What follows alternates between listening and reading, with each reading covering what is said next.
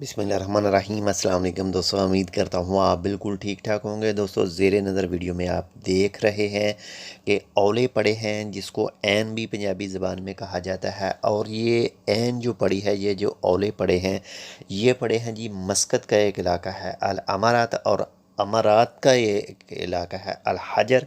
तो अल हजर में ये औले पड़े हैं जी आज 2 मार्च सन 2023 और दिन जुमेरात को। तो अगर आप इस इलाके से गुज़रे हैं और आपने देखा है तो कमेंट करके ज़रूर बताइएगा।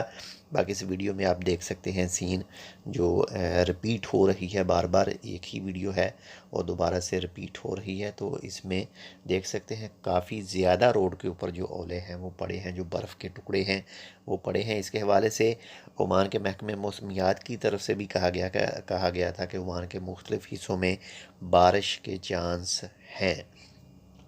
तो उम्मीद करता हूँ आपको हमारी ये छोटी सी इन्फॉर्मेशन अच्छी लगेगी। अगर अच्छी लगे तो लाइक कर दीजिएगा, वीडियो को शेयर नहीं किया तो वीडियो को शेयर भी कर दीजिएगा।